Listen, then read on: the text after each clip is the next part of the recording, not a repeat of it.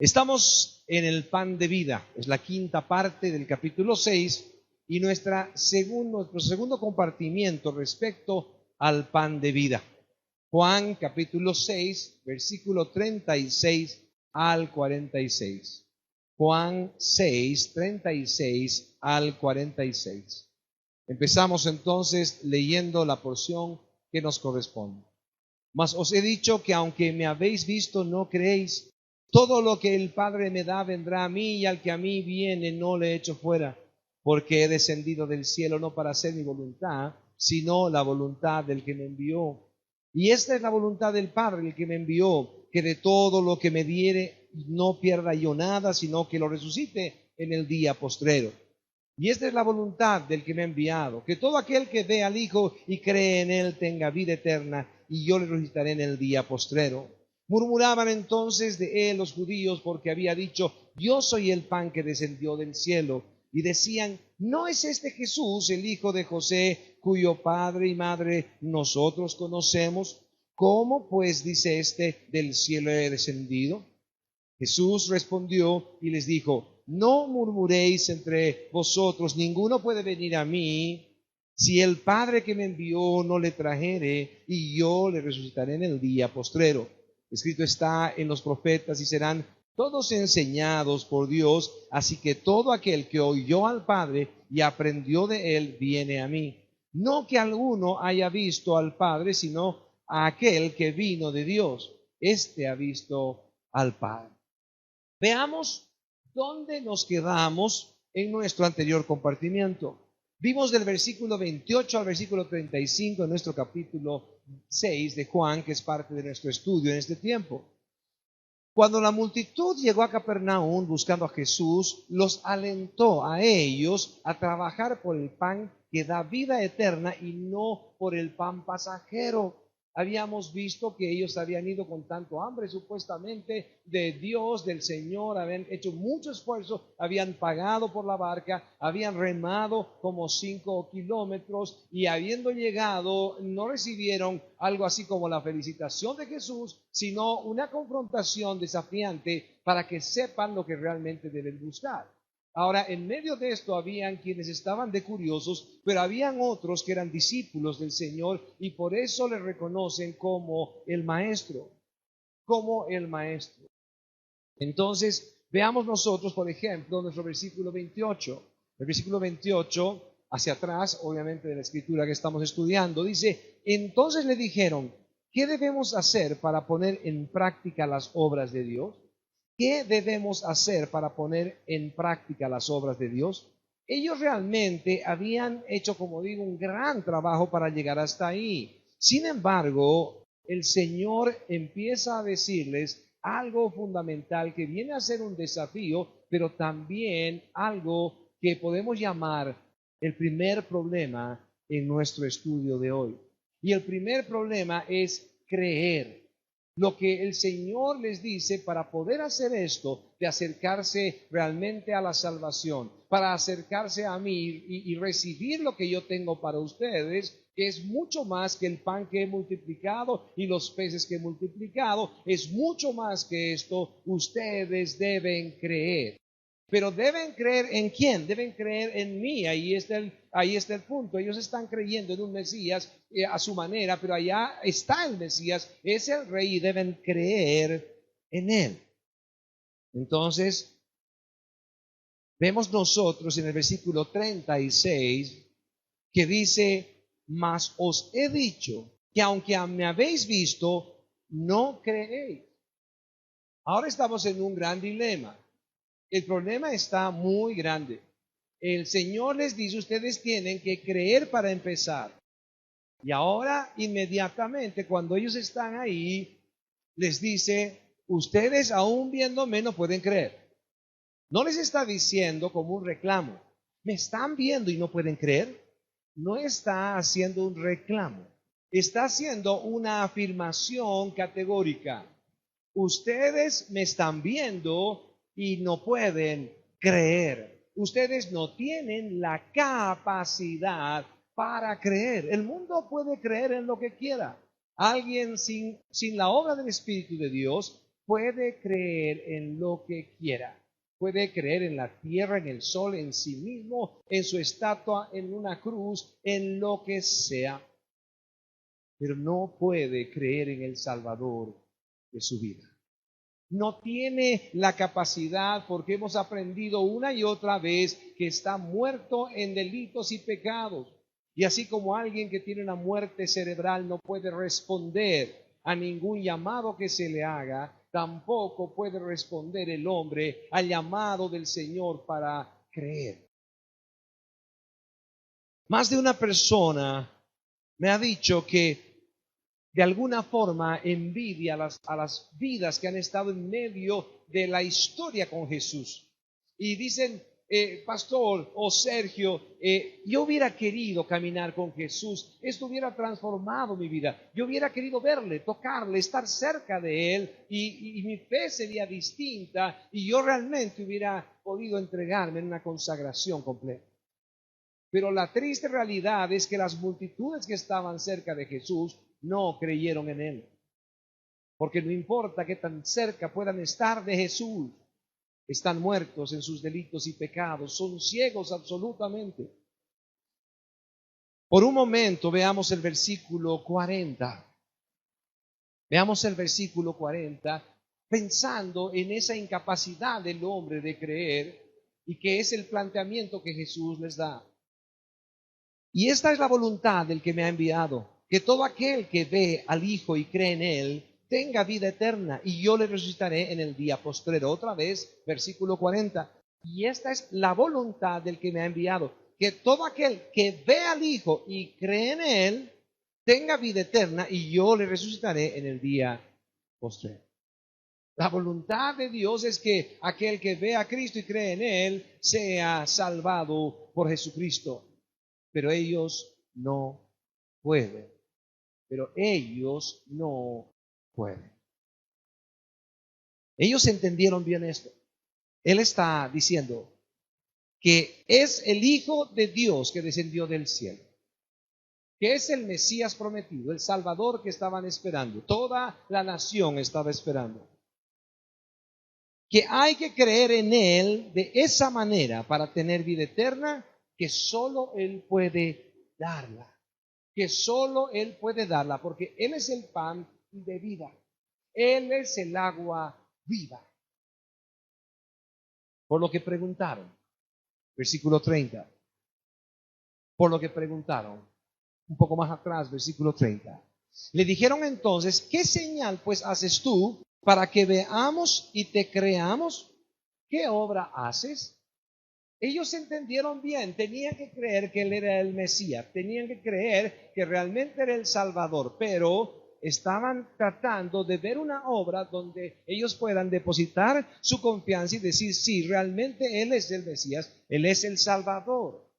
Habíamos compartido sobre la cantidad de milagros que el Señor había hecho en medio de Capernaum y citamos bastantes de ellos, aún gente endemoniada que fue librada y cosas por el estilo.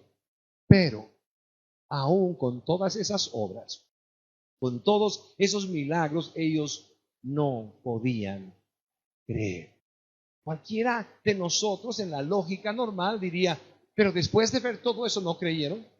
Y la realidad es que un muerto en delitos y pecados, alguien que está muerto de verdad, no importa las veces que hagamos nosotros lo que hagamos, no creerá en el Salvador. Podrá creer en nosotros, podrá creer en nuestra unción, podrá creer en nuestros milagros, en nuestra brujería, en nuestro poder, en lo que sea, pero no creerán en el Salvador porque están muertos para Dios. Lo importante de ver a Jesús como la voluntad del Padre, ver a Jesús y creer en Él, es que el resultado es recibir vida eterna. Es algo tan importante, tan crucial. La voluntad del Padre es que aquel que le vea a Cristo y crea en Él, entonces pueda recibir del mismo Cristo vida eterna. El planteamiento es tremendamente importante. Todos partiremos de este lugar, todos saldremos de esta tierra. No importa cómo nos vayamos, el requisito para morir sigue siendo el estar vivos. Jamás hemos estado en tanto peligro como desde que nacimos, porque solamente el nacer es el requisito para morir. No necesitamos ser ni mayores, ni estar enfermos, ni nada por el estilo. Enterramos a los niños antes de que enterramos a los ancianos, enterramos a los sanos antes de enterrar a los enfermos, etcétera, etcétera, etcétera. Nadie tiene la posibilidad de contar sus días y saber cuántos le quedan. Aún los médicos, cuando quieren dar una mala noticia y desahuciar a un paciente, dicen entonces: señora, yo creo que su marido tiene solo 3 meses de vida. Y después de 5 años está diciendo: bueno, ¿y qué hace? Sigue haciendo deporte, no sé. Nadie puede tener el control aún de la vida, de la muerte, y no solamente Dios, pero el ver a Cristo y creer en Él va a terminar en salvación, vida eterna. Así que cuando pase alguien en esta vida, podrá disfrutar de su presencia por siempre. ¿Cuántos dicen amén? El versículo 45 y 46. Pero ¿cómo creer si Jesús dice que ellos no pueden? ¿Cómo creer si el Señor está diciendo la solución para la salvación es que me vean a mí y crean? Eso les traerá vida eterna. Pero ustedes no pueden. Versículo 45 y 46. Escrito está en los profetas y serán todos enseñados por Dios. Así que todo aquel que oyó al Padre y aprendió de él, viene a mí. Otra vez, escrito está en los profetas y serán todos enseñados por Dios. Así que todo aquel que oyó al Padre y aprendió de él, viene a mí. No que alguno haya visto al Padre, sino aquel que vino de Dios, éste ha visto al Padre. No creo que esto se refiera a haber visto cara a cara a Dios para ser enviado a Jesús, aquel que va a recibir y va a creer en Jesús y va a buscarle genuinamente de parte de Dios. No creo que es un tema de que ha visto a Dios cara a cara, sino que el contexto está de que ha sido enseñado por Dios, que ha sido preparado por Dios, que Dios le ha dado vida y le ha dado fe para poder depositarla en Jesús, ha abierto sus ojos por fin, a pesar de haber estado muerto en delitos y pecados, le ha dado vida, ha podido abrir sus ojos y ha podido encontrar en Jesús al Salvador. Sin la obra del Señor sobrenatural en los muertos en delitos y pecados, no existe otra posibilidad que morir condenados, porque no van a ver a Jesús y no van a creer en Él, y aún viéndole, no creerán. Veamos otra vez el versículo 45 y 46. Escrito está en los profetas y serán todos enseñados por Dios. Así que todo aquel que oyó al Padre y aprendió de Él, viene a mí. No que alguno haya visto al Padre, sino aquel que vino de Dios, éste ha visto al Padre. Obra sobrenatural. Es tan importante que tú puedas agachar tu vida delante del Señor, humillarte delante de Él y decirle: Señor, gracias por esta salvación tan grande, porque esto no estaba en mis manos.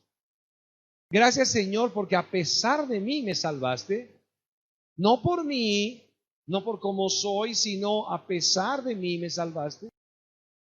Cuando no tenía esperanza, me dio vida, me dio fe. Abrió mis ojos y pude ver a Cristo y creer en Él. ¿Cuántos están agradecidos? Oh Dios bendito eres tú, Señor. Podemos concluir en el caso del primer problema: creer. No es suficiente tener a Jesús de carne y hueso frente a los hombres para que crean en Él y sean salvos. Es peor todavía. Estuvieron pasando días tras días cerca de Jesús, escuchando sus palabras, tocándole, escuchando el mensaje poderoso de la salvación, y no se salvaron. ¿Cómo es eso? Toda palabra de Dios Debería ser tan poderosa para salvación. La palabra de Dios no vuelve vacía, pero no estamos hablando en ese contexto. La palabra de Dios no vuelve vacía y va a hacer lo que Dios quiere que haga. Y la palabra de Dios condena al mundo y también salva al mundo.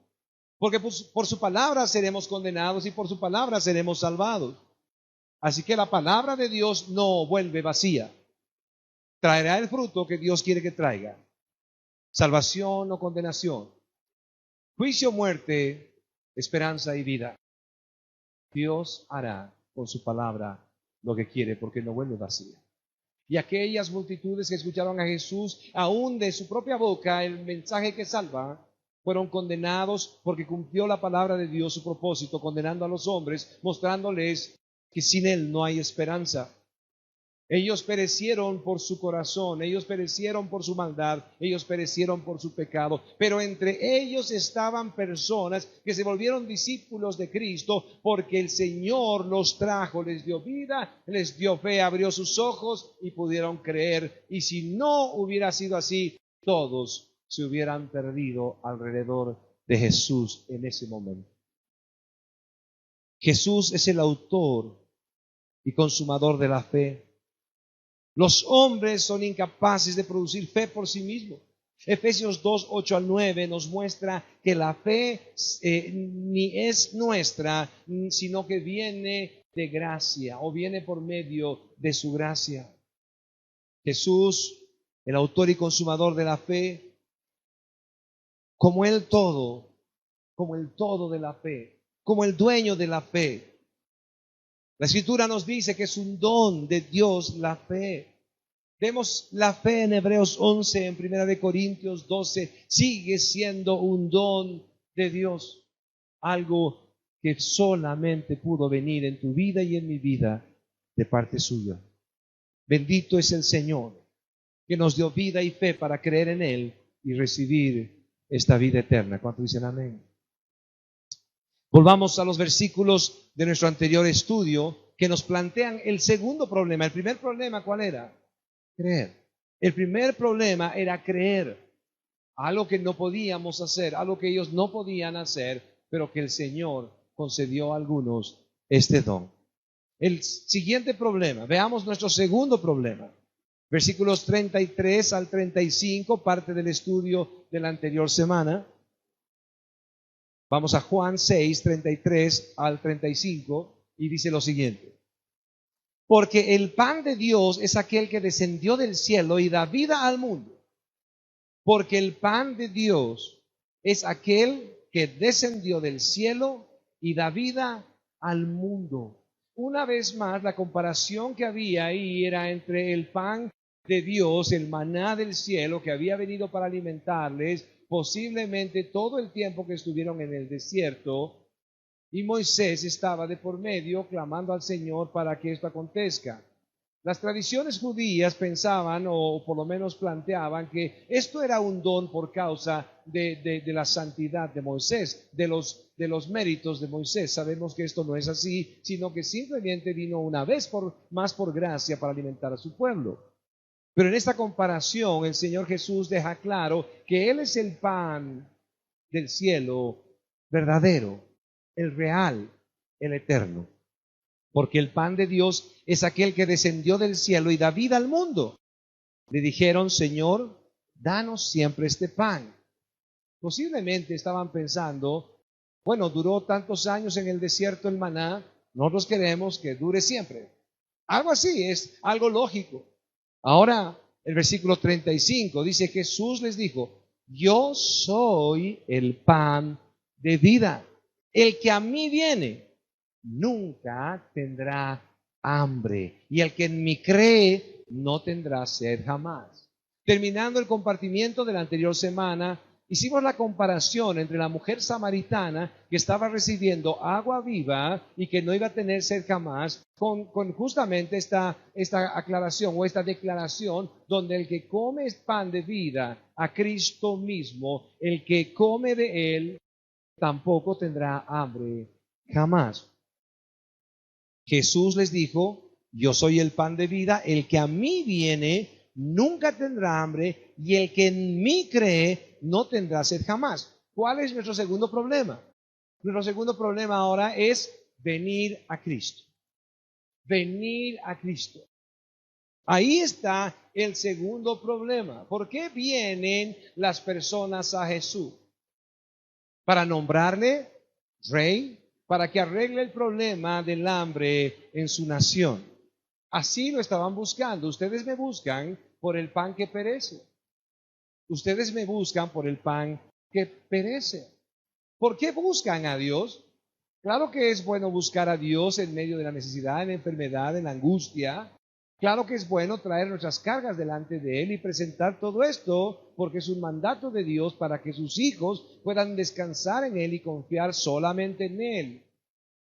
Pero no podemos buscarle al Señor como si fuera lo principal, las cosas pasajeras, y ponerlo como nuestra prioridad. Porque ¿de qué le serviría al hombre ganar todo el mundo y perder su alma? ¿De qué le serviría al hombre ganar todo el mundo y perder su alma? Por lo tanto, lo que el hombre necesita como algo fundamental es tener vida eterna, tener la certeza de que puede morir hoy o mañana y estar con Él para siempre. El hombre necesita la certeza de tener paz hoy con Dios para vivir en este mundo de aflicción. El hombre tiene que tener la certeza de la presencia del Señor y su gracia y que está lejos de la ira de Dios y condenación.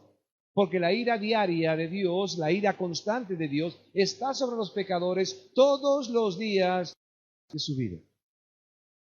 Necesitamos tener paz con Dios.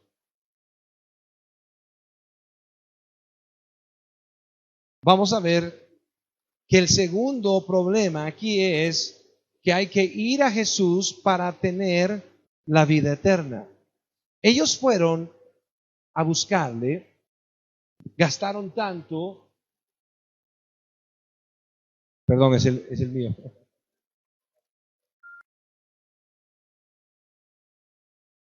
Alarma equivocada, perdón. Perdona a tu pueblo, Señor. Nuestro segundo problema, entonces, es que hay que ir a Jesús. Ahora, acuérdense el escenario. Ellos habían tomado barcas, habían alquilado barcas, habían remado 5 kilómetros. Habían hecho tanto esfuerzo para venir a Jesús. Y cuando vinieron a Jesús, Jesús les dice que está la motivación equivocada y que lo están buscando por las razones erradas. Por lo tanto, no son recibidos para salvación. Pueden ser recibidos para escuchar el mensaje, pueden ser bienvenidos en Capernaum, pueden estar ahí en la sinagoga con ellos, pero su venir no trajo salvación. Así como aquellos que viéndolo no creyeron, vieron en Él, pero no creyeron en Él. Y creyeron muchas cosas de Él, como este mundo cree en Él, pero no creen en el verdadero Dios, en Jesucristo nuestro Salvador. Versículo 37 al 39. Todo lo que el Padre me da, vendrá a mí. Y al que a mí viene, no le echo fuera. Porque he descendido del cielo no para hacer mi voluntad, sino la voluntad del que me envió. Y esta es la voluntad del Padre, el que me envió, que de todo lo que me diere, no pierda yo nada, sino que lo resucite en el día postrero. Si alguien es enseñado por Dios, es traído por Él a los pies del pan de vida, quien es Jesús, entonces sí es recibido por Jesús y puede gozar de vida eterna. Otra vez, si alguien es enseñado por Dios, traído por Él a los pies de Jesús, que es el pan de vida, aquel que da vida, entonces es recibido por Jesús y puede gozar de este privilegio. No es simplemente al que viene a mí no le echo fuera. Y esto es muy importante. No es simple como el que viene a mí no le echo fuera. Acuérdense que las multitudes habían venido a Él y lo que no es recibirles para salvación, justamente es el hecho de que Jesús les dice, me están buscando por razones equivocadas.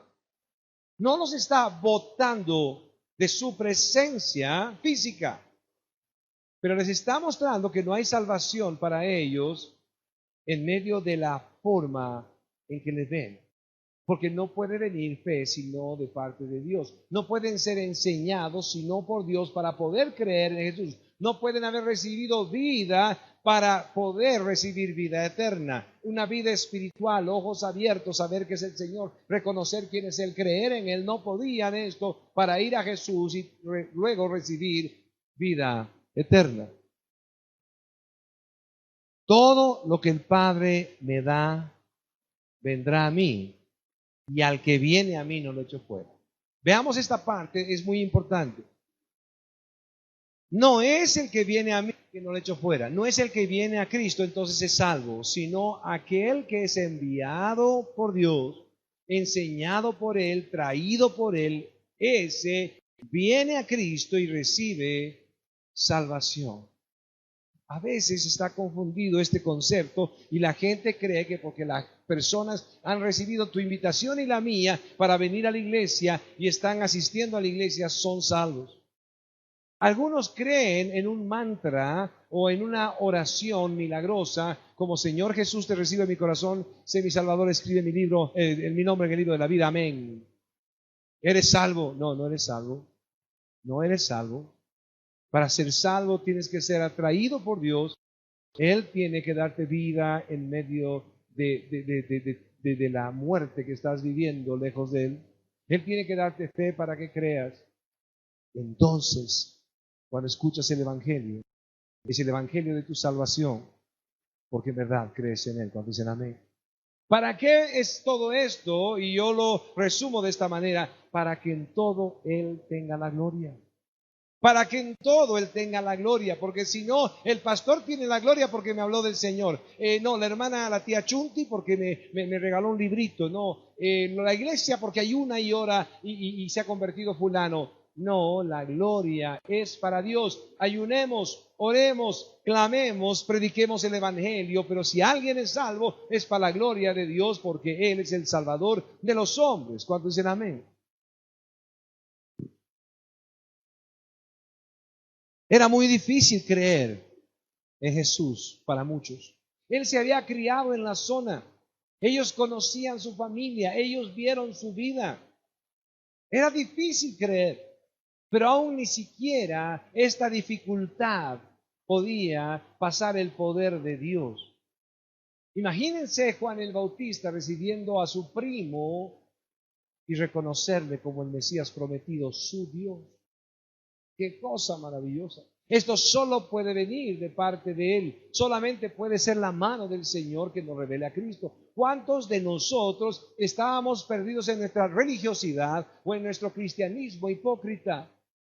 ¿Cuántos de nosotros habíamos hecho un culto de nosotros y creíamos que éramos mejores que otros por conocer a Cristo hasta convertirnos recién y reconocer que solamente vino de su gracia? Cuando dicen amén. Esa revelación vino de Cristo. No pudo venir de otra manera. Veamos el versículo 40 y veamos hasta el versículo 43. Versículo 40 hasta el 43. Y esta es la voluntad del que me ha enviado, que todo aquel que ve al Hijo y cree en Él tenga vida eterna.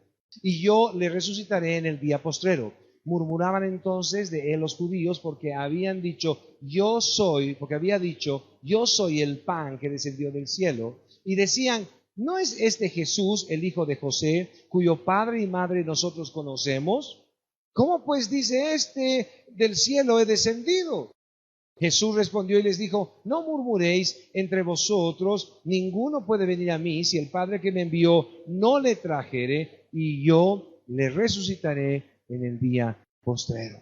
Ellos sabían quién era Jesús, era el hijo de un carpintero, era posiblemente discípulo de su padre en la carpintería. De repente lo habían visto o habían jugado con él, pero ahí está diciendo, yo soy el pan de vida, yo soy quien puede dar vida eterna.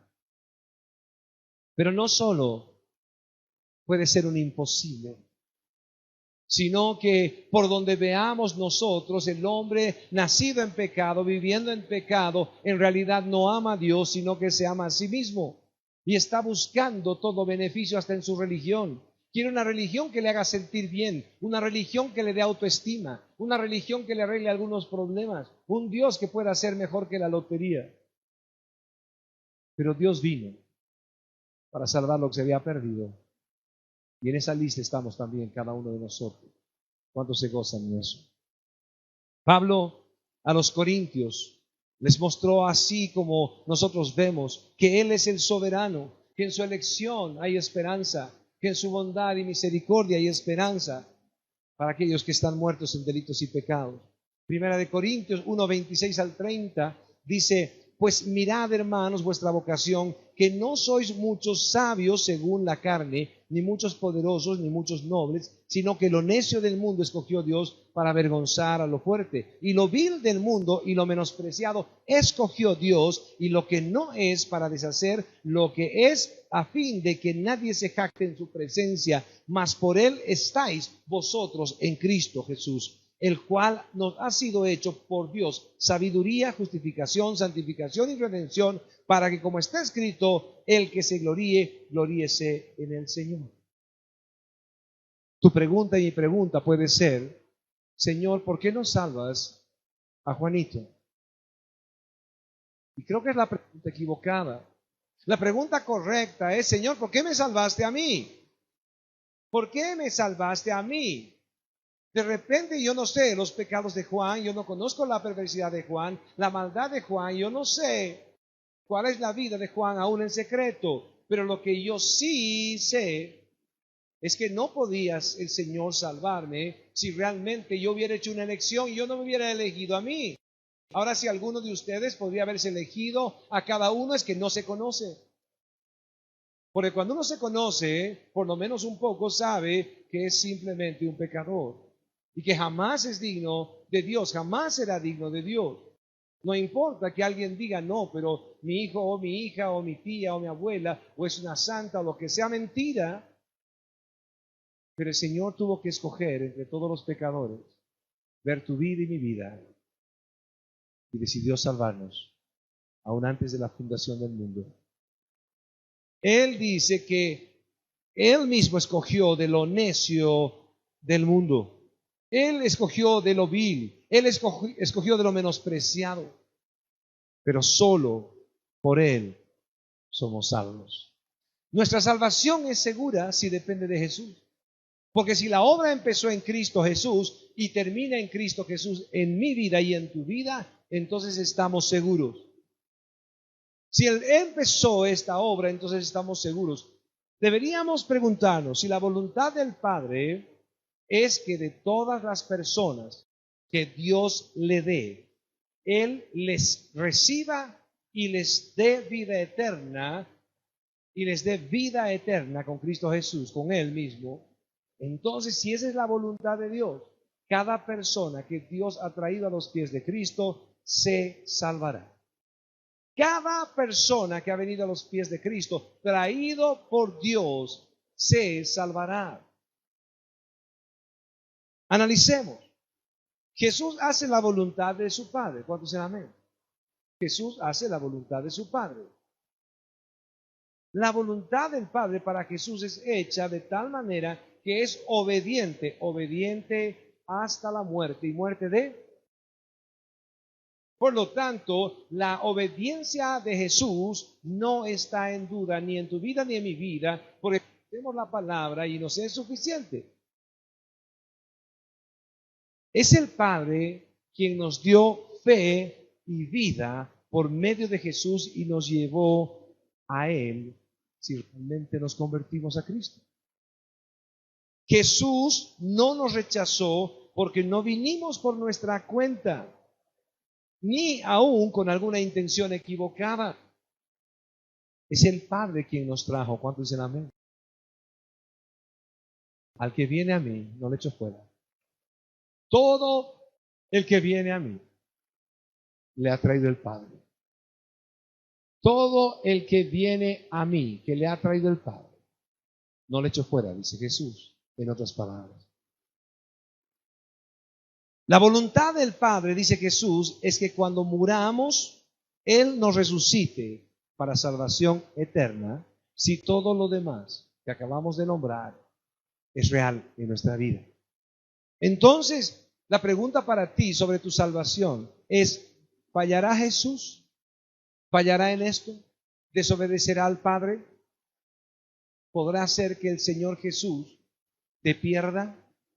Si Dios te ha dado en la mano de Jesús para que Él te salve, ¿Jesús te perderá?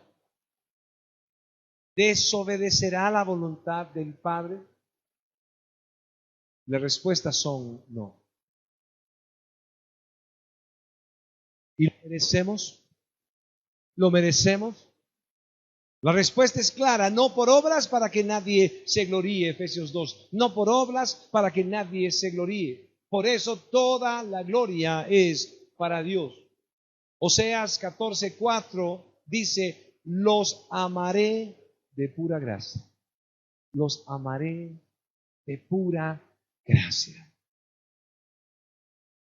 Si todo esto es así, y Él nos escogió, nos dio vida y fe, nos trajo a los pies de Jesús para recibir salvación, dejemos a Dios continuar la obra que ha empezado en nosotros.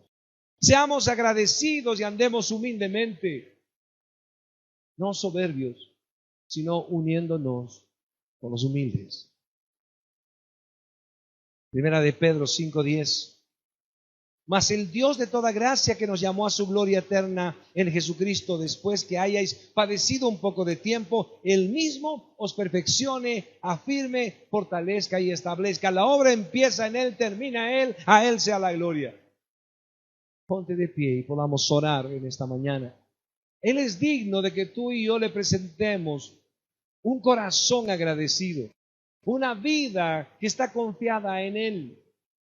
Él es digno de que veamos tanto aquí frente a nosotros, tanta gracia, y que podamos decirle, Señor, aquí estamos, Dios, solo por tu causa, solo por ti. Nunca fue por nosotros, tu amor fue más grande que nuestro pecado. Habla con el Señor ahí donde estás.